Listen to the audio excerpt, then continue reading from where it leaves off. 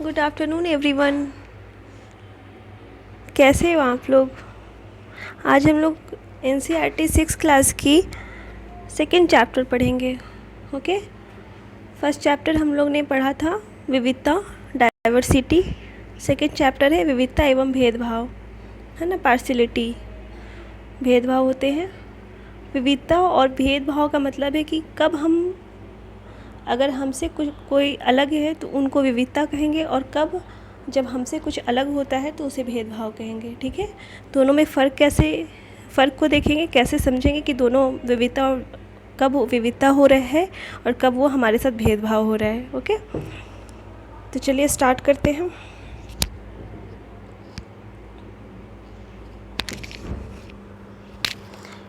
पिछले पाठ में आपने विविधता के बारे में पढ़ा। कई बार जो लोग दूसरों से अलग होते हैं उन्हें चिढ़ाया जाता है, उनका मजाक उड़ाया जाता है, या फिर उन्हें कई गतिविधियों या समूहों में शामिल नहीं किया जाता। अगर हमारे दोस्त या दूसरे लोग हमारे साथ ऐसा व्यवहार करें तो हमें दुख होता है, गुस्सा आता है और हम असहाय महसूस करते हैं। क्या आपने कभी सोचा है कि ऐसा क्यों होता है? इस पाठ में हम यह समझने की कोशिश करेंगे कि ऐसे अनुभव हमारे समाज से और हमारे आसपास मौजूद असमानताओं से कैसे जुड़े हुए हैं, है ना।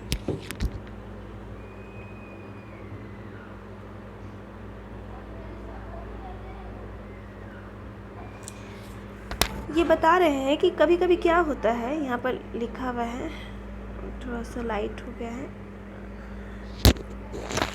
कई बार क्या होता है कि हम लोग दूसरों से अलग होते हैं, है ना। जब हम किसी दूसरे से अलग या कोई हमसे अलग है तो उन्हें चिढ़ाया जाता है, उनका मजाक उड़ाया जाता है, उनको कोई गतिविधि में शामिल नहीं किया जाता है। तो अगर हमारे दोस्त या दूसरे लोग हमारे साथ ऐसा करें तो हमें दुख होता है ना। अगर मान लीजिए आप किसी भीड़ में गए हो, कहीं फेस्टिवल में गए हो, कहीं पार्क में गए हो, और आपको देख के लोग चिढ़ाने लगे, मजाक उड़ाने लगे, हंसने लगे, आपको उन अपने साथ ना शामिल करें, तो क्या होता है? आपको दुख होता है ना।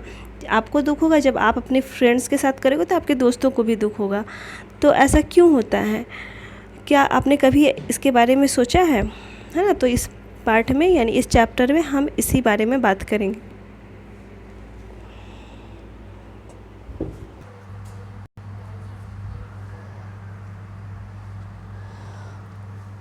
हम क्या हैं और हम कैसे हैं, यह कई चीज़ों पर निर्भर करता है। हम कैसे रहते हैं, कौन सी भाषाएं बोलते हैं, क्या खाते हैं, क्या पहनते हैं, कौन से खेल खेलते हैं और कौन से उत्सव मनाते हैं, इन सब पर हमारे रहने की जगह के भूगोल और उसके इतिहास का असर पड़ता है। हम लोग ने अपना डाइवर्सिटी वाले चैप्टर पर पढ़ा था कि हम कैसे हैं, कैसी चीज़ों पर निर्भर, यह कई चीज़ों पर निर्भर करता है। हम क्या हैं और कैसे हैं, है ना।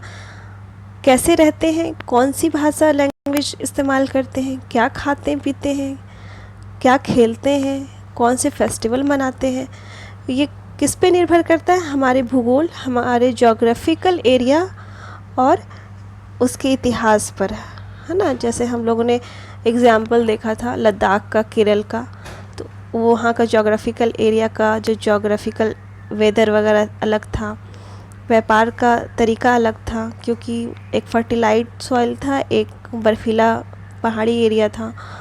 तो वहाँ का जो खान पान था वो भी इफ़ेक्ट करता था बर्फीली एरिया, पहाड़ी प्लेन्स एरिया में, क्योंकि प्लेन्स में खेती कर सकते हैं, पहाड़ी एरिया में खेती नहीं कर सकते हैं। अगर आप संक्षेप में ही निम्नलिखित बिंदुओं पर ध्यान दें तो भी यह अंदाज़ा लग जाएगा कि भारत कितनी विविधताओं वाला देश है। संसार में 8 मुख्य धर्म हैं। भारत में उन 8 धर्मों के अनुयायी यानी मानने वाले रहते हैं। यहाँ 1600 से ज़्यादा भाषाएं बोली जाती हैं जो लोगों की मातृभाषाएं हैं। यहाँ 100 से भी ज़्यादा तरह के नृत्य किए जाते हैं। ये बोल रहा है कि अगर आप इस बात को समझें, अंदाज़ा लगाएं कि भारत कितनी विविधताओं वाला देश है। यहाँ पर जो वर्ल्ड का 8 मुख्य धर्म है पूरी दुनिया में, वो भारत में है। उनके मानने वाले भारत में हैं। 1600 से ज़्यादा भाषाएं भारत में बोली जाती हैं, है ना। और ये लोगों की मातृभाषा है। मातृभाषा यानी कि फर्स्ट टंग, है ना, मदर लैंग्वेज। यहाँ 100 से भी ज़्यादा तरह के नृत्य, डांस कल्चर, हम लोग शास्त्रीय नृत्य वगैरह के बारे में, कथक वगैरह, है ना, ये सब के बारे में सुने होंगे।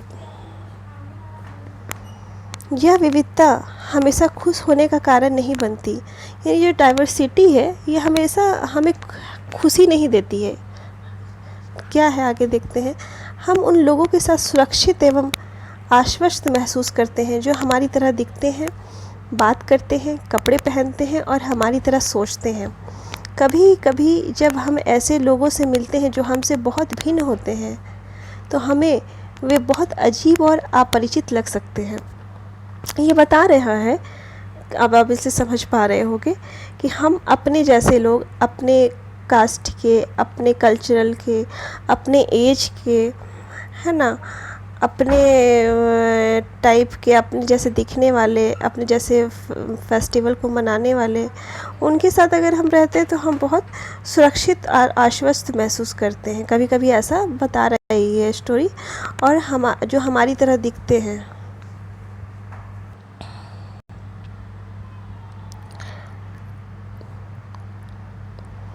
कभी कभी जब हम ऐसे लोगों से मिलते हैं जो हमसे बहुत भिन्न होते हैं तो हमें वे बहुत अजीब और अपरिचित लग सकते हैं। कई बार हम समझ ही नहीं पाते या जान ही नहीं पाते कि वे हमसे अलग क्यों हैं। लोग अपने से अलग दिखने वालों के बारे में ख़ास तरह की राय बना लेते हैं। Very interesting story, very interesting chapter, very important topic for UPSC civil servant aspirant, है ना। डाइवर्सिटी क्या है और भेदभाव, पार्शलिटी क्या है, ये दोनों का क्या डिफरेंसेस है। बेसिक आप जब ग्राउंड लेवल में काम करते हो तो ऐसे चीज़ें आपको बहुत देखने को मिलती है। आप लोगों ने भी कभी फील किया होगा जब आप अपने फ्रेंड्स, फैमिली, रिलेटिव्स कहीं पर भी रहे होंगे, आपने या खुद में फील ना किया होगा, आपने बहुत सारे न्यूज़ चैनलों में सुना होगा, आए दिन टीवी चैनल में ये सब टॉपिक्स चलते रहते हैं। तो एक सिविल सर्वेंट एस्पिरेंट को बिल्कुल बेसिक है, मतलब एकदम बेसिक कंसेप्ट क्लियर एकदम होना चाहिए। और बहुत इंटरेस्टिंग टॉपिक, इंटरेस्टिंग स्टोरी। पूर्वाग्रह। उन कथनों को देखिए जो आपको ग्रामीण एवं शहरी लोगों के बारे में सही लगे। जिन कथनों से आप सहमत थे उन पर निशान लगाएं। क्या आपके दिमाग में ग्रामीण या शहरी लोगों को लेकर किसी भी प्रकार की पूर्वाग्रह है? क्या दूसरे लोगों के दिमाग में भी ये पूर्वाग्रह है? लोगों के दिमाग में ये पूर्वाग्रह क्या होते हैं, क्यों होते हैं? जिन पूर्वाग्रहों को आपने अपने आसपास महसूस किया है उनकी एक सूची बनाइए। ये पूर्वाग्रह लोगों के व्यवहार को कैसे प्रभावित करते हैं? मतलब ये सुपरस्टिशियस के बारे में बात कर रहा है कि आप किसी के बारे में राय बना लेते हैं, आप किसी के बारे में जानते नहीं हैं, है ना। आप उसका बैकग्राउंड नहीं जानते हैं, आप वो क्या है नहीं जानते हैं। बस एक जो थॉट प्रोसेस समाजों ने बना दिया है उसी को लेकर के आप तुरंत अनुमान लगा लेते हैं कि वो इंसान ऐसा होगा, वो इंसान ऐसा हो सकता है। तो ये पूर्वाग्रह है कि किसी के बारे में बिना जाने राय बना लेना, है ना। ये मतलब सबसे बड़ी कमज़ोरी है एक इंसान को इंसान नहीं बनने की। अगर सबसे बड़ी वीकनेस है या सबसे बड़ी कमी है तो ये चीज़ है कि आप किसी के बारे में भी राय बनाते समय बिल्कुल ख्याल रखें, किसी के बारे में सोचते वक्त बिल्कुल ख्याल रखें कि क्या हम उसके बारे में पार्टिकुलरली जान रहे हैं, क्या वो सही है, क्या हम उतना जानते हैं, उसके बाद किसी के बारे में बात करें या फिर बात करना पसंद करें, है ना। तो और कभी कभी समाज में क्या होता है कि बचपन में एक राय बन जाती है कि बच्चे, लड़का लड़की में भेदभाव एकदम बेसिक से है ना। लड़का बोलते हैं कि अरे लड़का हवाई जहाज़ चलाएगा, लड़की गुड़िया खेलती है। हम लोग भी टॉयज़ वगैरह पेरेंट्स लाकर घर में देते होंगे तो आप लोग देखते होंगे कि जब पेरेंट्स टॉयज़ खिलौने लाते हैं तो बेटे के लिए हम प्लेन्स वगैरह लाते हैं, एरोप्लेन्स वगैरह, है ना। अब बच्चों, लड़की के लिए गुड़िया लेकर के आ जाते हैं, डॉल लेकर के आ जाते हैं। क्यों लाते हैं? क्योंकि उनके माइंड में ये पूर्वाग्रह बचपन में से बैठा हुआ है फैमिली पेरेंट्स को कि लड़का तो हवाई जहाज़ चलाएगा और लड़की खेलेगी या लड़की घर में रहेगी। तो ये पूर्वाग्रह ये सही नहीं। उसी से क्या होता है कि धीरे धीरे लड़कों को ये बताया जाता है कि लड़के तो रोते नहीं हैं, लड़के रो नहीं सकते। अगर लड़के रो दिए तो बोलेंगे अरे तुम तो कमज़ोर हो, तुम क्या लड़की हो जो तुम रो रहे हो। लड़कियों को कहा जाता है कि अरे वो तो लड़की इसलिए रो रही है। लड़का बाहर जाता है तो पेरेंट्स बोलते हैं छोड़ो वो तो भाई है, बाहर चला गया, लड़का है क्या होगा, तुम लड़की हो, 8 बजे से पहले आ जाओ, 6 बजे से पहले आ जाओ। तो ये जो पूर्वाग्रह है, ये मैं ये नहीं कह रही कि लड़की को ऐसे नहीं बोलना चाहिए, बोलना चाहिए। तो साथ साथ लड़का और लड़की में फ़र्क नहीं है, भेदभाव नहीं है, अलग नहीं है। अगर लड़का भी ये काम कर सकता है, लड़की भी। तो ये स्टार्टिंग कहाँ से होती है? हमारे घर से स्टार्ट होता है ना। तो ये स्टोरी बहुत साफ लैंग्वेज में बहुत क्लियरली बच्चे को समझा रहा है कि भेदभाव कब कहेंगे हम और कब हम विविधता कहेंगे। ठीक है, विविधता हमारी सोसाइटी के लिए बहुत इंपॉर्टेंट चीज़ है, बहुत इंपॉर्टेंट, बहुत एक सोसाइटी को आगे बढ़ने के लिए, एक सोसाइटी को के डेवलपमेंट के लिए विविधता इज़ वेरी इंपॉर्टेंट, है ना। बट हर विविधता समानता नहीं होती, हर विविधता हैप्पीनेस नहीं लाती है, वो कभी कभी असमानता का कारण भी बनती है। ओके, तो देखते हैं कि ये विविधता और असमानता दोनों क्या चीज़ है, कब हम विविधता कहेंगे और कब हम असमानता कहेंगे।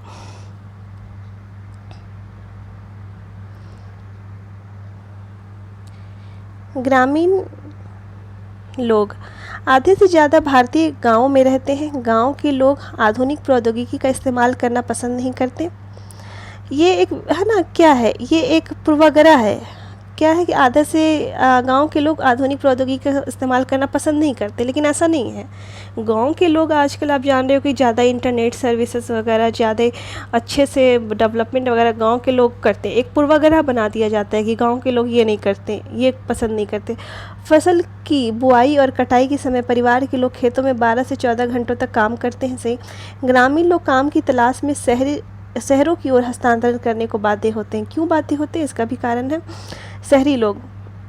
शहरी जीवन बड़ा आसान होता है। यहाँ के लोग बिगड़े हुए और आलसी होते हैं। बिल्कुल नहीं, ऐसा कुछ भी नहीं है कि बिगड़े हुए होते और आलसी होते हैं। एक पूर्वाग्रह बना हुआ है ना। मतलब यहाँ बोल रहा है कि आप इसको पूर्वाग्रह को छांटिए कि कौन सा पूर्वाग्रह है, कौन सा से, है ना। शहरों में लोग अपने परिवार के सदस्यों के साथ बहुत कम समय बिताते हैं। ये एक बात सच्चाई है। शहरी लोग केवल पैसे की चिंता करते हैं, लोगों की नहीं। ऐसा नहीं है। शहरों में रहना बहुत महंगा पड़ता है। लोगों की कमाई का एक बहुत बड़ा हिस्सा शहरों में आने जाने में खर्च हो जाता है। ये बात सही है।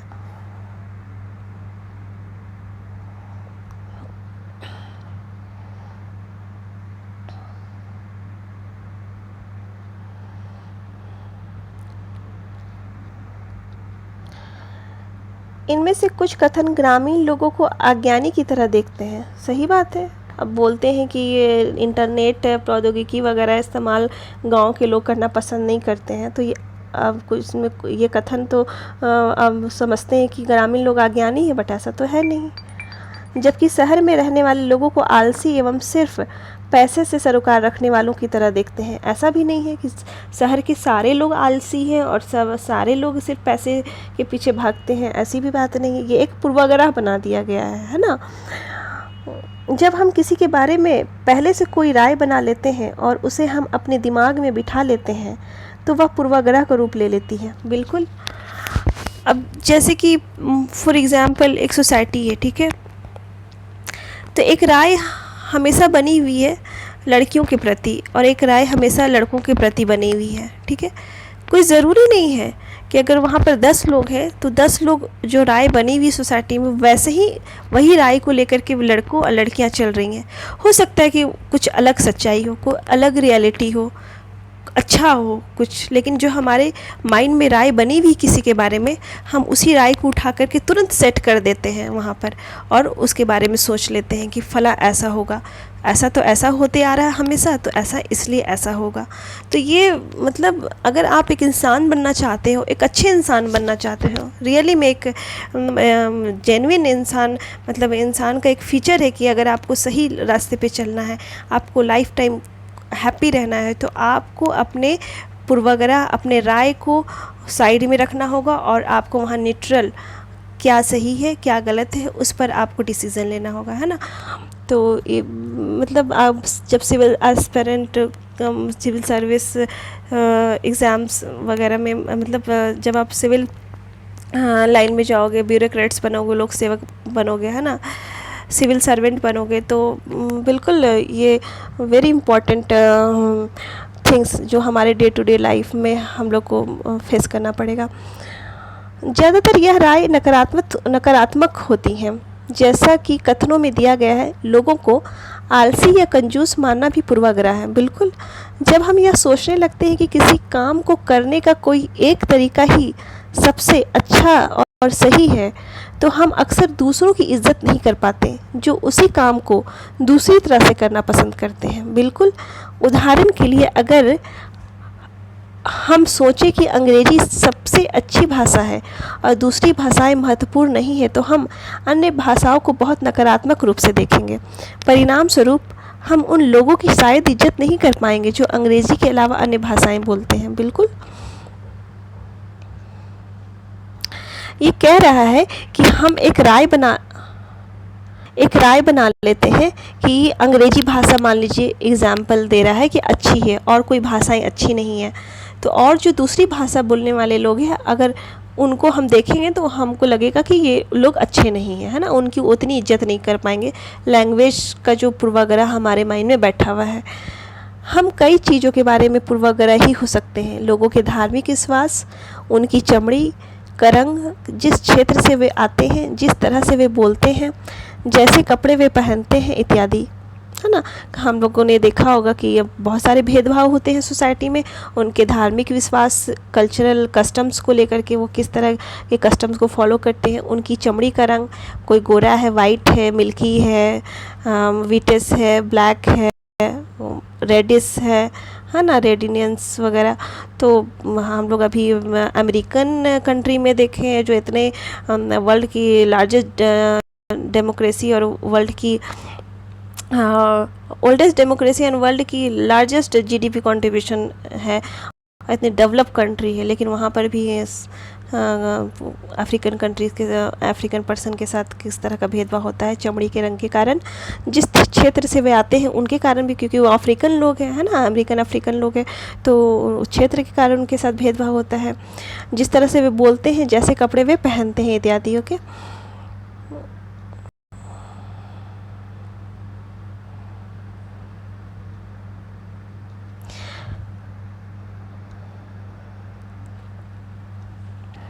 अक्सर दूसरों के बारे में बनाए गए हमारे पूर्वाग्रह इतने पक्के होते हैं कि हम उनसे दोस्ती नहीं करना चाहते हैं। सही बात है ना।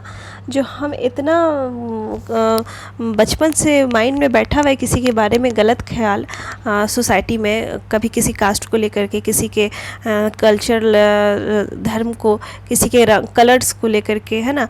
तो क्या होता है कि हम जो माइंड में बैठे रहते हैं, तो फिर जब हम उनसे फ्रेंडशिप करते हैं तो हम फ्रेंडशिप नहीं करना चाहते हैं, है ना, फ्रेंडशिप नहीं कर पाते, क्योंकि हमारे माइंड में उनके बारे में कुछ नेगेटिविटी चीज़ बैठी रहती है।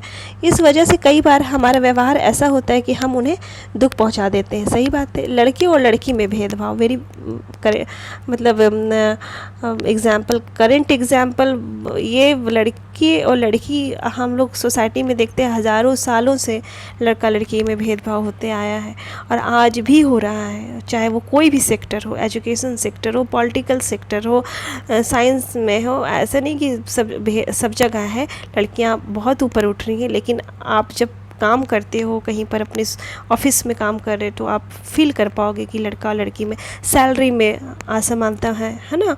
आप यहाँ तक बॉलीवुड में भी फॉर एग्जांपल, वहाँ पर मेल पर्सन एज एक्टर को ज़्यादा सैलरी मिलती है, एक्ट्रेस को कम मिलती है। तो ये लड़ाई चल रही है, लोग लड़ रहे हैं, लेकिन अभी भी ये हमें देखने को मिल जाता है। समाज में लड़के और लड़कियों में कई तरह से भेदभाव किया जाता है। हम सभी इस भेदभाव से परिचित हैं। बिल्कुल, एक लड़का या लड़की होने का अर्थ क्या होता है? आप में से कई लोग कहेंगे हम लड़के या लड़की की तरह जन्म लेते हैं, या तो ऐसे ही होता है। इसमें सोचने वाली क्या बात है? आइए देखें कि क्या सच्चाई यही है।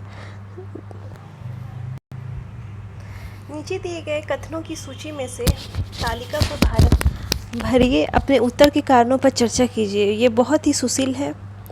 उनका बात करने का तरीका बड़ा सौम्य और मधुर है। वे शारीरिक रूप से बलिष्ठ हैं, वे शरारती हैं, वे नृत्य करने और चित्रकारी में निपुण हैं, वे रोते नहीं, वे उद्यमी हैं, वे खेल में निपुण हैं, वे खाना पकाने में निपुण हैं, वे भावुक हैं।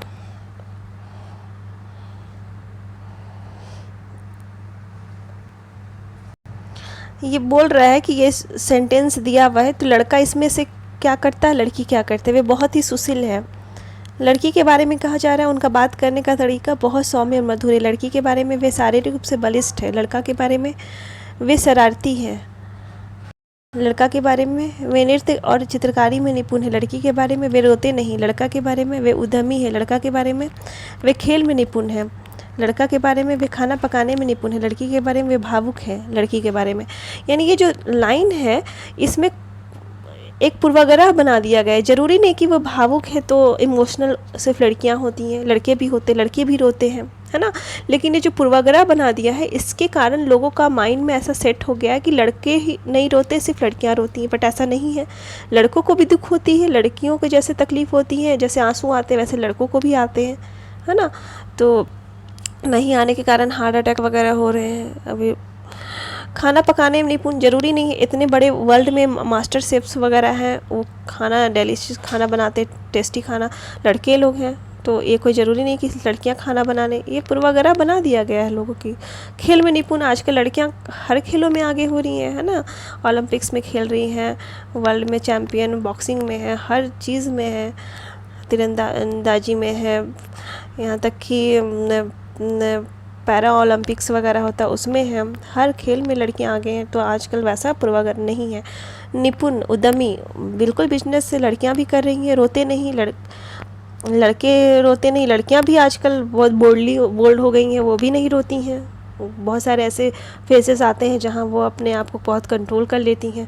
वे नृत्य करने और चित्रकारी में, लड़के भी आजकल बहुत सारे नृत्य और चित्रकारी कर रहे हैं, पेंटिंग्स बना रहे, डांस में पार्टिसिपेट कर रहे हैं। लड़के भी शरारती होते, लड़कियां भी होती हैं। तो ये कोई पूर्वाग्रह नहीं कि ये चीज़ सौम्य और मधुर, लड़के भी सौम्य और मधुर हो सकते हैं। ज़रूरी नहीं कि सिर्फ लड़कियाँ ही होगी, सुशील लड़के भी हो सकते हैं, बलिष्ठ लड़के लड़कियां दोनों हो सकते हैं। तो ये पूर्वाग्रह अलग करने के लिए कह रहा है कि दोनों में सोसाइटी में क्या पूर्वाग्रह ये आप अलग कीजिए। लेकिन ऐसा नहीं है कि ये पूर्वाग्रह जो बना हुआ है ये सही है, ये दोनों हो सकते हैं। ये हमारी सोसाइटी में जो बना हुआ पूर्वाग्रह ये बिल्कुल गलत है ना।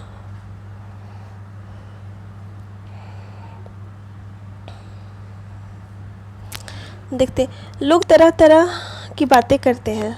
क्या बातें करते हैं भाई, देखते हैं।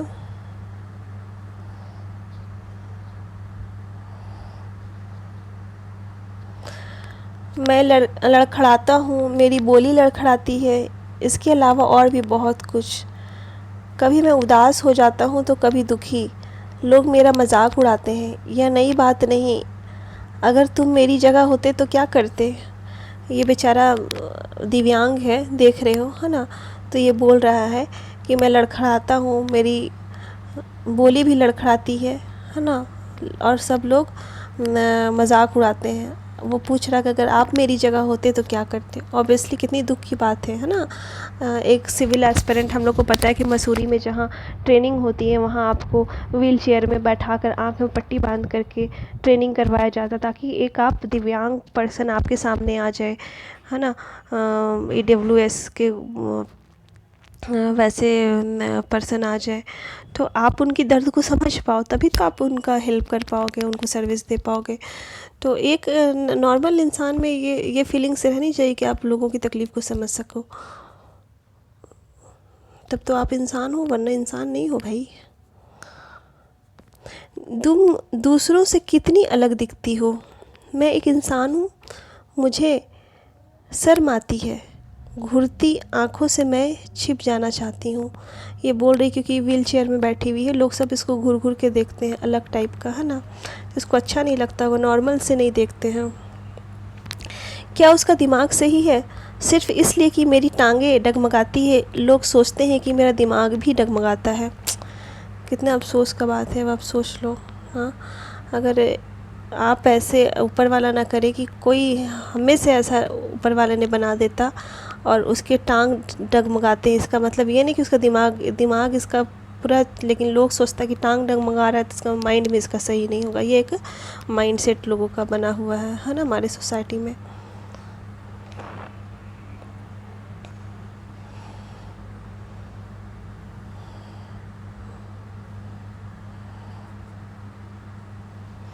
ऊपर के चित्रों में से जो बच्चे हैं उन्हें पहले विकलांग कहा जाता था। इसे शब्द को बदलकर आज उनके लिए जो शब्द प्रयोग किए जाते वे हैं खास ज़रूरतों वाले बच्चे, है ना।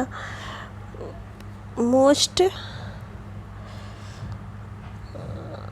भूल रही हूँ मैं, खास ज़रूरतों वाले बच्चे, मोस्ट नीडी पीपल, दिव्यांग कहा जाता है आजकल।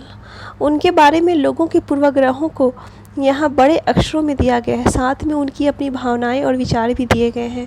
ये बच्चे अपने से जुड़ी रूढ़िबद्ध धारणाओं के बारे में क्या कह रहे हैं और क्यों, इस पर चर्चा कीजिए।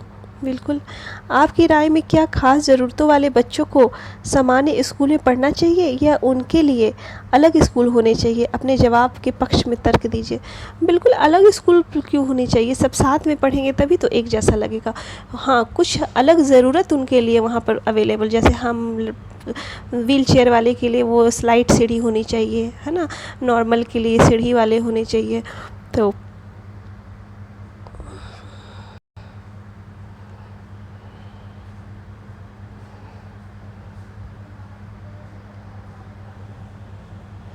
अगर हम इस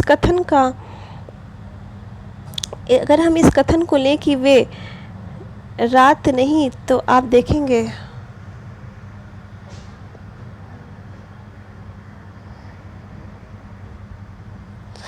अगर हम इस कथन को लें कि वे रोते नहीं, तो आप देखेंगे कि यह गुण आमतौर पर लड़कों या पुरुषों के साथ जोड़ा जाता है।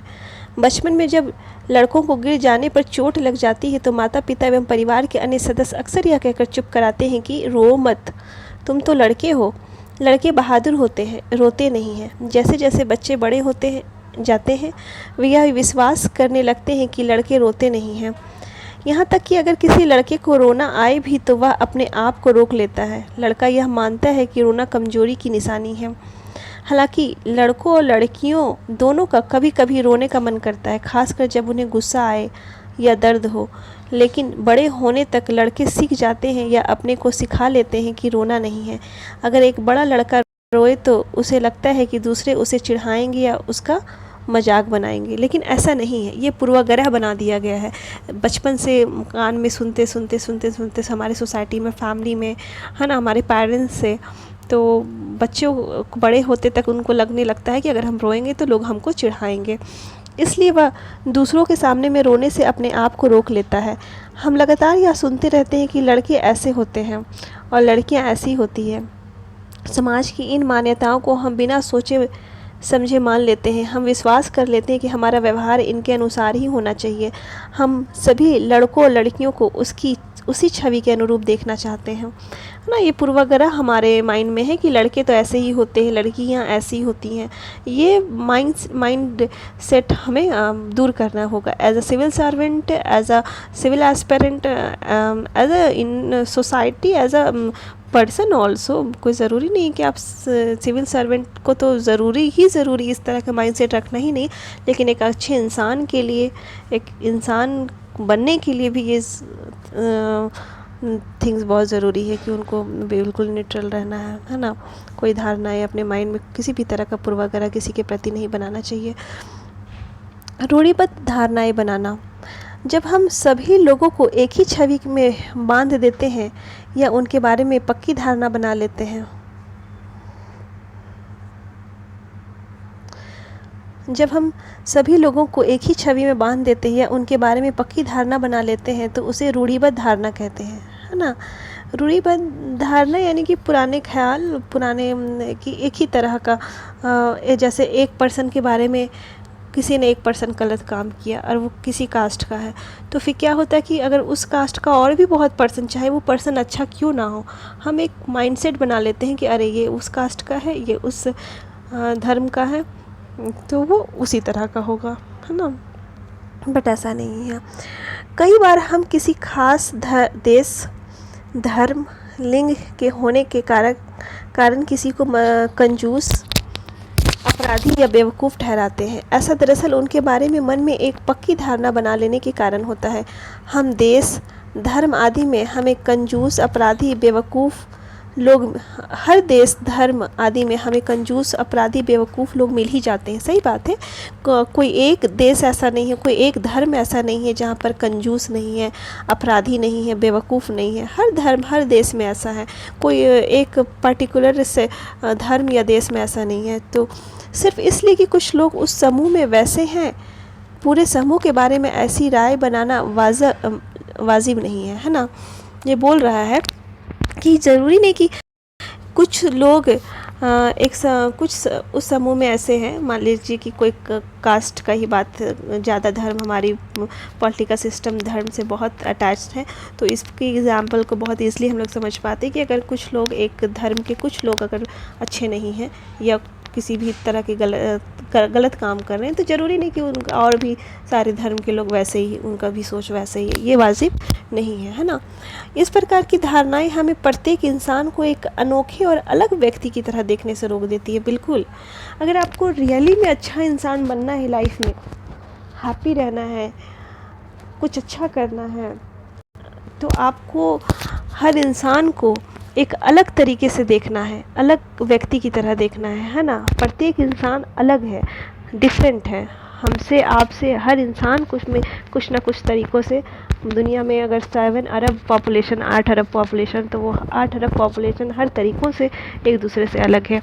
और जब हम किसी के बारे में एक राय बना लेते हैं, तो उससे क्या होता है कि हम हर इंसान को एक अलग तरीके से और अलग नज़रिए से नहीं देख पाते हैं, है ना, क्योंकि एक हमारी धारणा बन जाती है। हम नहीं देख पाते कि उस व्यक्ति के अपने कुछ खास गुण और क्षमताएं हैं जो दूसरों से अलग है। सही बात है। रूढ़िबद्ध धारणाएं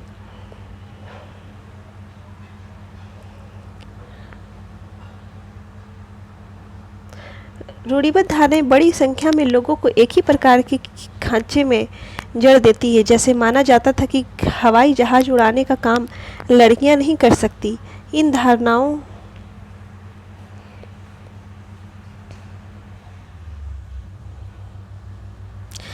धारणाओं का असर हम सब पर पड़ता है। कई बार ये धारणाएं हमें ऐसे काम करने से रोकती है जिनको करने की काबिलियत शायद हम में हो। सही बात है। सोसाइटी में कभी कोई धारणा बन जाती है कि लड़कियां हवाई जहाज़ नहीं उड़ा सकती, तो माइंड में जो हमेशा साइकोलॉजी में सुनते क्या होता है कि वो हमारे एक्ट में भी आ जाता है कि फिर हम वो चीज़ को सोचने लगते हैं कि नहीं ये सही बात है, लड़कियाँ ये काम नहीं कर सकती। तो उसका बहुत फ़र्क पड़ता है हमारे माइंड पे, है ना। तो उससे क्या होता है कि कभी कभी हम में वो काबिलियत रहती है कि लड़कियां ये काम कर, बट लड़कियां वो काम करने से हिचकिचाती हैं, क्योंकि एक धारणा सोसाइटी में बनी रहती है ना। असमानता एवं भेदभाव, अब यहाँ पर टॉपिक है असमानता एवं भेदभाव। कब हम असमानता कहेंगे और कब हम भेदभाव कहेंगे? मतलब वही चीज़ है, दोनों, असमानता और भेदभाव तब होता है जब लोग पूर्वाग्रहों या रूढ़िबद्ध धारणाओं के आधार पर व्यवहार करते हैं, है ना। अगर हम किसी के बारे में पूर्वाग्रह बना लेते हैं, एक राय बना लेते हैं, एक धारणा बना लेते हैं, तब हम उस इंसान के साथ भेदभाव करते हैं। अगर आप लोगों को नीचा दिखाने के लिए कुछ करते हैं, अगर आप उन्हें कुछ गतिविधियों में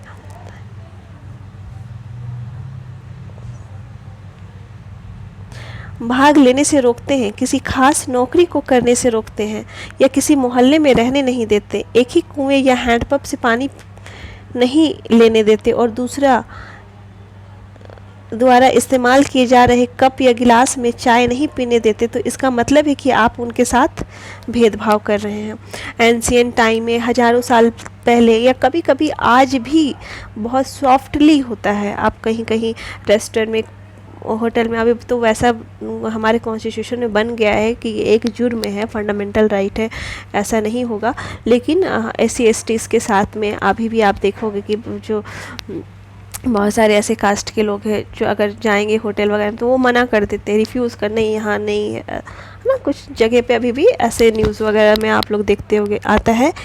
तो क्या चीज़ें गतिविधियों में भाग लेने से रोकते हैं, नौकरी करने से रोकते हैं। अभी एक संस्कृत का मामला था कि एक मुस्लिम टीचर था, वो संस्कृत पढ़ाना चाहता था, लेकिन बीएचयू में शायद, है ना, लेकिन वहाँ पर इतने प्रोटेस्ट हुए कि नहीं, ये कास्ट का संस्कृत कैसे पढ़ा सकता है। बट नो मैटर, कोई भी कुछ भी कर सकता है। ये एकदम पूर्वाग्रह है, तो मतलब ये एकदम सोच अच्छी नहीं है। पुराने ख्याल के लोग हैं जिनको एकदम क्या बोलते हैं हम, भेदभाव कई कारणों से हो सकता है। आप शायद याद करें कि पिछले पाठ में समीर 1 और समीर 2 एक दूसरे से बहुत भिन्न थे। उदाहरण के लिए उनका धर्म अलग था। यह विविधता का एक पहलू है, पर यह भेदभाव का कारण भी बन सकता है। सही बात है, ये विविधता है कि एक धर्म, हमारे जो फ्रेंड्स हैं, मेरी 90% 99% फ्रेंड्स है जो मेरे से बिल्कुल अलग है। वो कस्टम्स अलग फॉलो करते हैं, अलग धर्म को फॉलो करते हैं, लेकिन फिर भी वो मेरे बहुत बेस्ट फ्रेंड है, बहुत अच्छे फ्रेंड्स हैं। आपके भी बहुत सारे ऐसे होंगे जो आपसे खान पान में, रहन सहन में, कस्टम्स में अलग होंगे, लेकिन फिर भी वो आपके बहुत अच्छे फ्रेंड्स होंगे, है ना। तो ये विविधता है, ये डाइवर्सिटी है। लेकिन कभी कभी वो आपसे बिल्कुल अलग है और आप उनके साथ अच्छा व्यवहार नहीं कर रहे, तो फिर ये विविधता का नहीं, फिर इसको हम भेदभाव करेंगे। क्यों? क्योंकि आप उसके धर्म के कारण, उसके कलर कस्टम्स के कारण उसके साथ अलग तरह का व्यवहार कर रहे हो, तो ये एक भेदभाव हुआ। ऐसा तब होता है जब लोग अपने से भिन्न प्रथाओं और रिवाजों को निम्न कोटि का मानते हैं। सही बात है, जब हम इस सोचने लगते हैं कि हम जो कस्टम्स फॉलो करते हैं, हम जो कल्चर को फॉलो करते हैं वो बेस्ट है और सब, तो फिर क्या होता है, जब हम अपने को बेस्ट मानते हैं तो फिर और सबको बहुत नीचे निगाह से देखने लगते हैं। दोनों समीर में एक और अंतर उनकी आर्थिक पृष्ठभूमि का था। समीर 2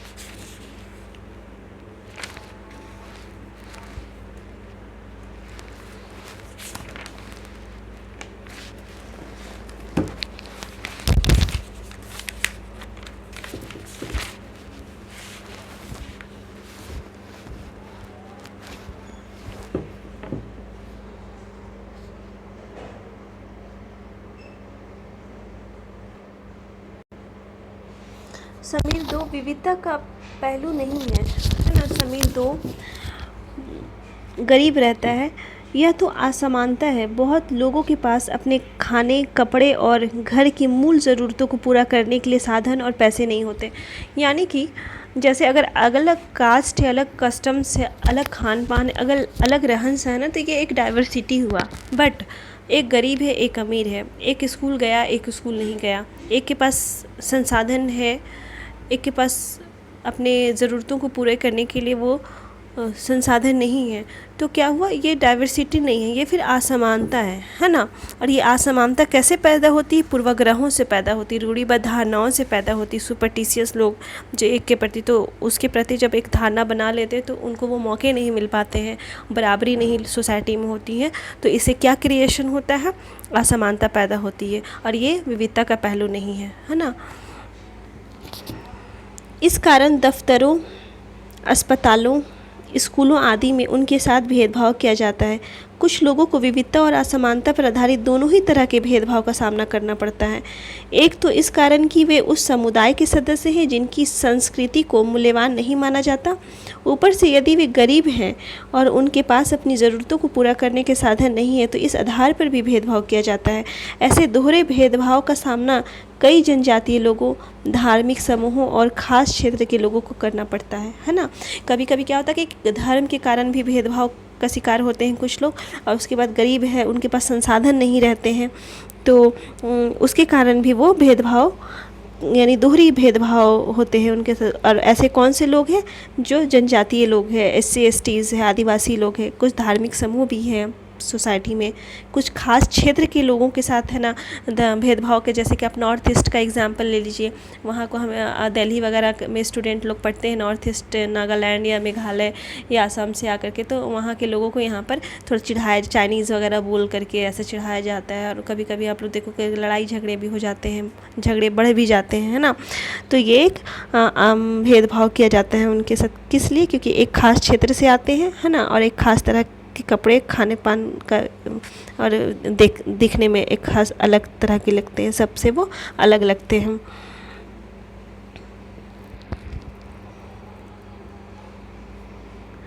भेदभाव का सामना करने पर अब देखिए आगे हम लोग पढ़ते हैं, पहले एक ऊपर में स्टोरी है उसको देख लेते हैं।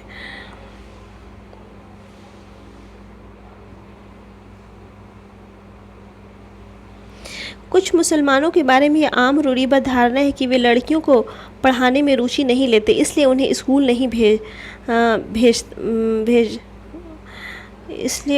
नहीं भेजते। जबकि अध्ययन यह दिखा रहे हैं कि मुसलमानों की गरीबी इसका एक महत्वपूर्ण कारण है। गरीबी की वजह से ही वे लड़कियों को स्कूल नहीं भेज पाते या स्कूल से जल्दी निकाल लेते हैं। जहाँ पर भी गरीबों तक शिक्षा पहुँचाने का प्रयास किए गए हैं, वहाँ मुस्लिम समुदाय के लोगों ने अपनी लड़कियों को स्कूल भेजने में रुचि दिखाई। उदाहरण के तौर पर केरल में स्कूल प्रायः घर के पास है। सरकारी बस की सुविधा बहुत अच्छी है, जिससे ग्रामीण क्षेत्रों में शिक्षकों को स्कूल पहुंचने में मदद मिलती है। उनमें 60% से ज़्यादा महिला शिक्षक हैं। इन सभी कारकों ने बहुत सारे गरीब परिवार के बच्चों को स्कूल जाने में मदद की है, जिनमें मुसलमान लड़कियां भी शामिल हैं। दूसरे राज्यों में जहां ऐसे प्रयास नहीं किए गए हैं, वहां गरीब परिवारों के बच्चों को स्कूल जाने में मुश्किल आती है, चाहे वे मुसलमान हों, जनजातीय हों या अनुसूचित जाति के हों। जाहिर है कि मुसलमान लड़कियों की स्कूल में गैर हाजिरी का कारण धर्म व गरीबी है। धर्म नहीं, गरीबी है ना। मतलब एक धारणा बन गया, रूढ़िबद्ध धारणा है कि मुस्लिम लोग अपने बच्चों को स्कूल में नहीं पढ़ाते, बट एक अध्ययन में पाया गया है कि ऐसा नहीं है। गरीबी, मुस्लिम फैमिली में ज़्यादा परसेंटेज लोग पुअर है, इसलिए वो अपने बच्चों को स्कूल नहीं भेज पाते हैं या फिर वो वापस बुला लेते हैं, ड्रॉप आउट के केसेस देखते हैं, ठीक है। बट अगर जहाँ सुविधाएं उपलब्ध हैं, वहाँ पर सर्वे में देखा गया है कि वहाँ हर कास्ट के बच्चे स्कूल जा रहे हैं। कोई ऐसा नहीं कि सिर्फ एक कास्ट के, वहाँ मुस्लिम भी जा रहे हैं, मुस्लिम के बच्चे भी, जनजातीय बच्चे भी जा रहे हैं, अदर्स कास्ट के भी जा रहे हैं, सारे बच्चे वहाँ स्कूल पढ़ने की। तो कहने का मतलब है कि बच्चों को स्कूल भेजने का कारण धर्म नहीं है, ये क्या है? गरीबी है ना। इसका कारण ये रूढ़िबद्ध धारणा माइंड से लोगों को हटा देना चाहिए। लोग जो एक धारणा बनाए हुए हैं माइंड में, NCERT पढ़ना चाहिए उनको।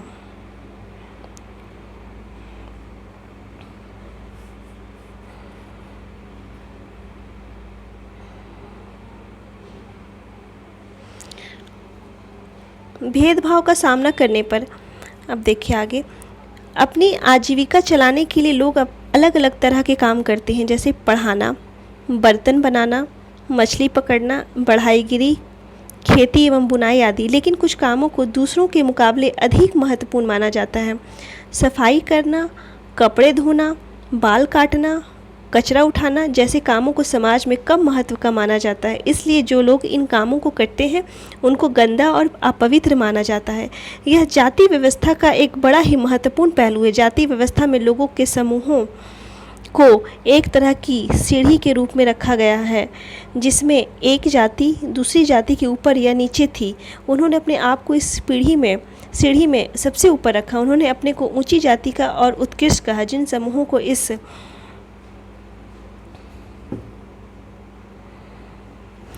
सीढ़ी के तले में रखा गया उनको अछूत और अयोग्य कहा गया। जाति प्रथा के नियम एकदम निश्चित थे। इन अछूतों को दिए गए काम के अलावा और कोई काम करने की इजाज़त नहीं थी। उदाहरण के लिए कुछ समूहों को सिर्फ कचरा उठाने और मरे हुए जानवरों को गांव से हटाने की इजाज़त थी। उन्हें ऊंची जाति के लोगों के घर में घुसने, गांव के कुएं से पानी लेने और यहाँ तक कि मंदिर में घुसने की भी इजाज़त नहीं थी। उनके बच्चे दूसरी जाति के बच्चों के साथ स्कूल में बैठ नहीं सकते थे। इस तरह ऊंची जाति के लोगों को जो अधिकार हासिल था उससे उन्होंने तथाकथित अछूतों को वंचित रखा। वेरी सैड ना। एंशियंट टाइम में हम लोग देखते हैं कि जाति के कारण उनको न पानी पीने गांव में दिया जाता है, न गांव में रहने दिया जाता है, न दूसरे काम करने दिया जाता है। सिर्फ अगर एक काम कर रहे हैं, कचरा उठा रहे हैं या कुछ झाड़ू लगा रहे हैं, साफ़ सफाई करें तो उनको वही काम करने दिया और उन्हें अछूत समझा जाता है ना। ये एंशियंट टाइम में और अभी भी कहीं कहीं ये चीज़ देखने को मिलता है। आप साफ़ सफाई वाले कर्मचारी लोग को देखिए, बट हमारी गवर्नमेंट होप्स हो कि वो इस लाइन में अच्छा काम कर रही है, लेकिन आज भी कास्टिज्म देखने को मिलती है ना।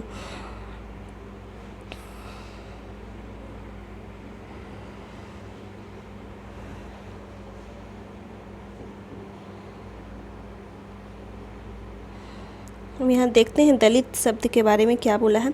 दलित वह शब्द है जो नीची कही जाने वाली जाति के लोग अपनी पहचान के रूप में इस्तेमाल करते हैं। वे इस शब्द को अछूत से ज़्यादा पसंद करते हैं। दलित का मतलब है जिन्हें दबाया गया, कुचला गया।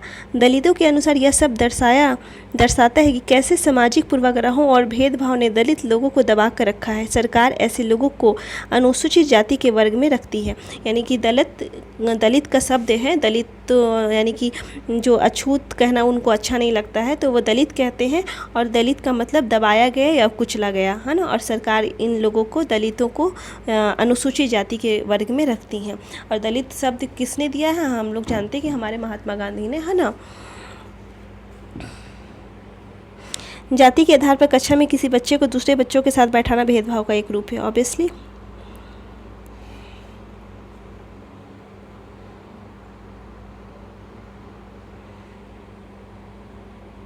रूढ़िबद्ध धारणाओं में भेदभाव में क्या अंतर है? आपके अनुसार जिस व्यक्ति के साथ भेदभाव होता है उसे कैसा महसूस होता है? अगली पृष्ठ पर हम याद देखेंगे, मतलब भेदभाव और असमानता, रूढ़िबद्ध धारणा एवं भेदभाव, है ना। रूढ़िबद्ध धारणा मतलब कि एक धारणा बना लेना कि इस सेक्शंस के बच्चे स्कूल नहीं जाते हैं, है ना, इस धर्म के बच्चे को स्कूल में नहीं, लेकिन ऐसा नहीं, गरीबी के कारण और भी कोई कारण हो सकता है। अगर फैसिलिटी उपलब्ध हो तो वो हर कास्ट के बच्चे स्कूल जाएंगे, ये एक रूढ़िबद्ध धारणा है। और भेदभाव क्या है? भेदभाव है कि एक खास धर्म के लोग हैं, है ना, और उनको पानी पीने नहीं दिया जा रहा है, उनको गांव में घुसने नहीं दिया, उनको मंदिर में घुसने नहीं दिया जा रहा है, तो ये भेदभाव हुआ, उनके साथ ये भेदभाव किया जा रहा है।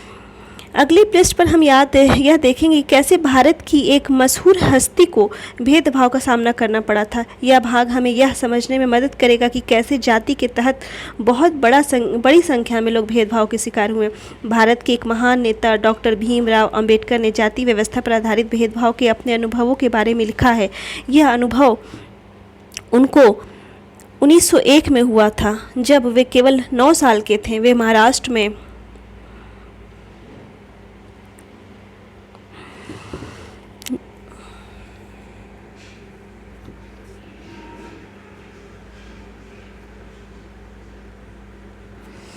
कोरेगांव में अपने भाइयों के साथ पिता से मिलने गए थे।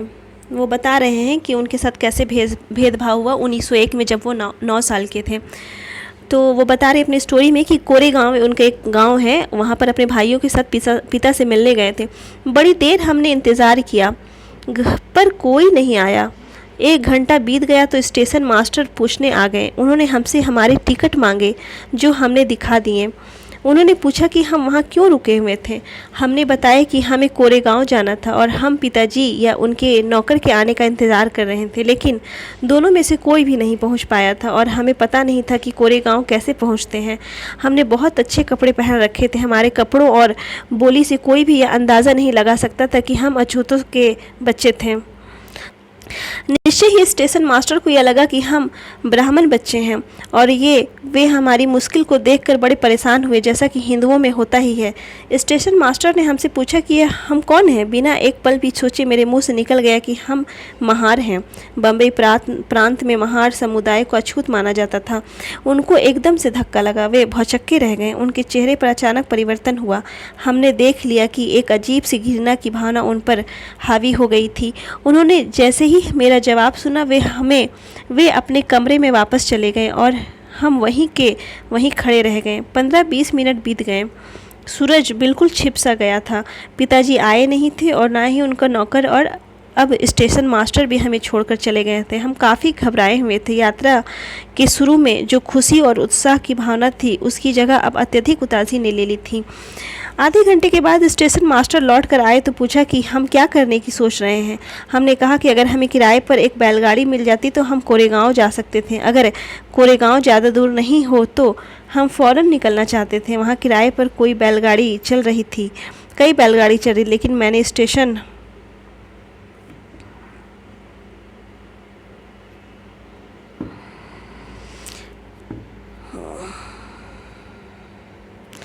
मास्टर को जो जवाब दिया था कि हम महार है, उसका पता सबको चल गया था। कोई भी गाड़ी वाहन अछूत वर्ग की सवारी को ले जाकर अपने आप को गंदा और नीचा नहीं बनाना चाहता था। हम दुगना किराया देने को तैयार थे, पर हमें एहसास हुआ कि बात पैसे की नहीं बन सकती थी। पैसे से नहीं बन सकती। स्टेशन मास्टर जो हमारे लिए गाड़ी वालों से मोल तोल कर रहे थे, चुपचाप खड़े हो गए। समझ नहीं आ रहा था कि क्या करें। कल्पना करके देखिए कि यह कितना मुश्किल होगा अगर लोगों को एक जगह से दूसरी जगह जाने ना दिया जाए। यह कितना अपमानजनक और दुखदाई होगा अगर लोग आपसे दूर दूर रहें, आपको छूने से मना करें और आपको पानी न पीने दें। यह छोटी सी घटना दिखाती है कि कैसे गाड़ी से एक से दूसरी जगह जाने के साधारण काम की सुविधा भी इन बच्चों के पास नहीं थी, जबकि वे पैसा दे सकते थे। स्टेशन के सभी गाड़ी वालों ने बच्चों को ले जाने से मना कर दिया। उन्होंने बच्चों के साथ भेदभाव भरा व्यवहार किया। इस कहानी से यह बिल्कुल साफ है कि जाति पर आधारित भेदभाव न केवल दलितों को कई गतिविधियों से वंचित रखता है, बल्कि वह उन्हें आदर और सम्मान भी नहीं मिलने देता है जो दूसरों को मिलता है। समानता के लिए संघर्ष। ब्रिटिश शासन से आज़ादी पाने के लिए जो संघर्ष किया था, उसमें समानता के लिए व्यवहार के लिए किया गया संघर्ष भी शामिल था। दलितों, औरतों, जनजातीय लोगों और किसानों ने अपने जीवन में जिस गैर बराबरी का अनुभव किया, उसके खिलाफ उन्होंने लड़ाई लड़ी। जैसे कि पहले भी बात हुई, बहुत सारे दलितों ने संगठित होकर मंदिर में प्रवेश पाने के लिए संघर्ष किया। महिलाओं ने मांग की कि जैसे पुरुषों के पास शिक्षा का अधिकार है,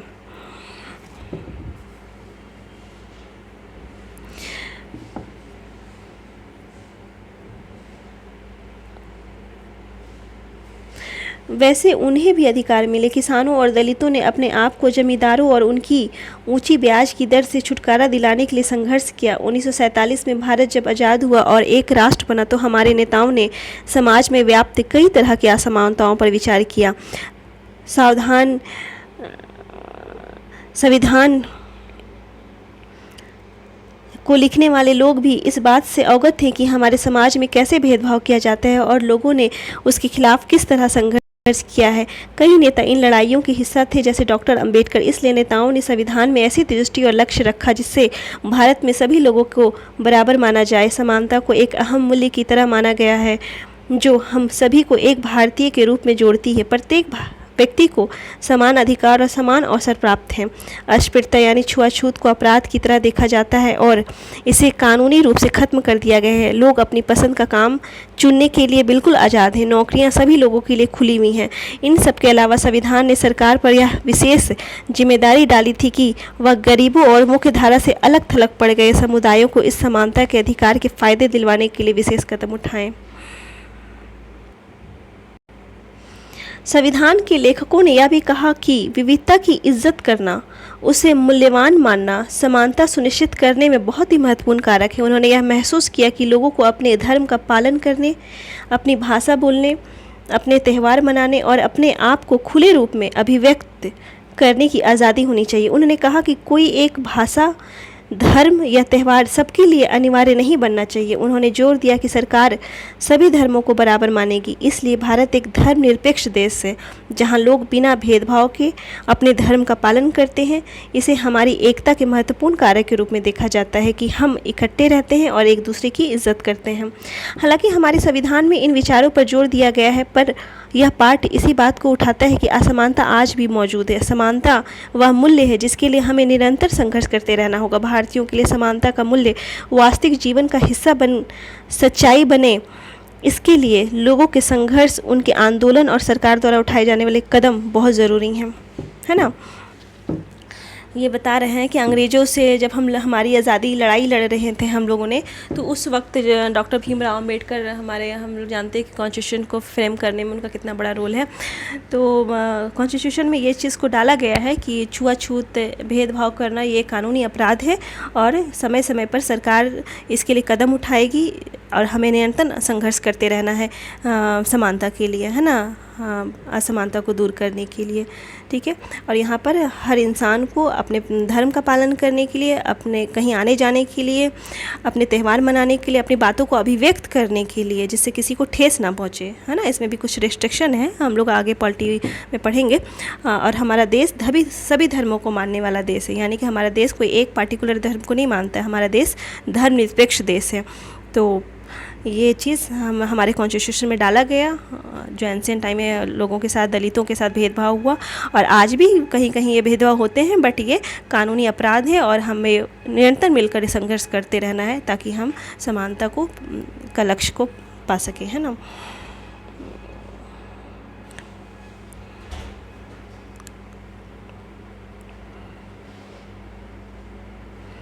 यहाँ भीमराव अंबेडकर के बारे में दिया गया, थोड़ा सा पढ़ लेते हैं फ्रेंड्स।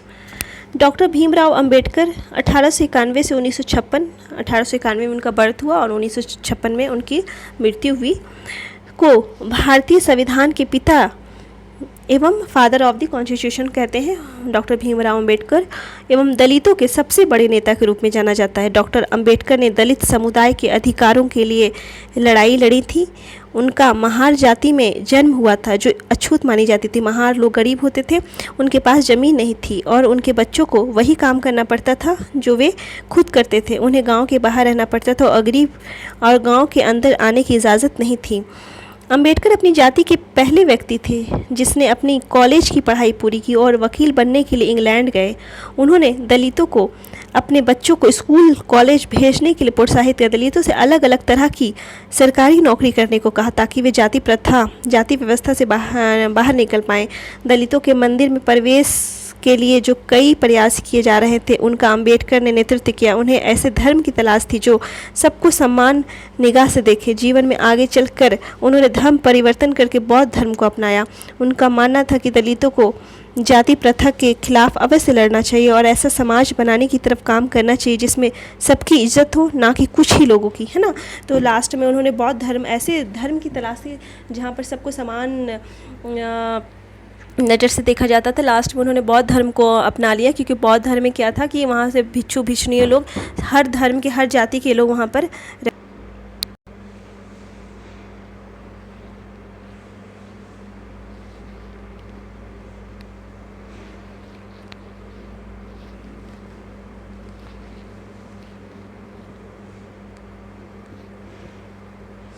दलित के अलावा कई अन्य समुदाय जिनके साथ भेदभाव किया जाता है। क्या आप भेदभाव के कुछ अन्य उदाहरण सोच सकते हैं? बिल्कुल, मुस्लिम्स के साथ किया जाता है भेदभाव, हम लोग सोसाइटी में देखते हैं। बट ये भी एक धारणा बनाना कि सिर्फ मुस्लिमों के साथ किया जाता है और कुछ रूढ़िबद्ध धारणा बना लेना कि किस लिए किया जाता है, ये भी गलत है ना। लेकिन ऐसे होते हैं। उन तरीक़ों पर चर्चा कीजिए जिनके द्वारा खास ज़रूरतों वाले लोगों के साथ भेदभाव किया जाता है। खास ज़रूरतों वाले लोग, है ना, मोस्ट फेवर्ड पर्सन, जिनको दिव्यांग गवर्नमेंट ने नाम दिया है, पहले विकलांग कहा जाता था। उनको विशेष सुविधा की ज़रूरत होती है ना, इसलिए उनको खास ज़रूरतों वाले लोग कहा गया है। तो उनके साथ भी कभी कभी भेदभाव किया जाता है। ऑब्वियसली लोग अगर पैर किसी का टूटा रहता है, विकलांग है, पैर नहीं है, तो लोग सोचते हैं कि पैर नहीं है तो दिमाग भी सही नहीं होगा, एक धारणा बना लेते हैं। ठीक है। अगर वो आँख नहीं है तो फिर वो सोच लेते हैं कि अरे ये तो बोल भी नहीं पाता होगा। तो इस तरह का एक सोसाइटी में धारणा बनी हुई है। ओके फ्रेंड्स, आप लोग बताइएगा, ये सेकंड चैप्टर थी है ना, विविधता और असमानता, आपको कैसी लगी विविधता एवं भेदभाव। हम लोग नेक्स्ट क्लास में थर्ड चैप्टर स्टार्ट करेंगे। Thank you so much.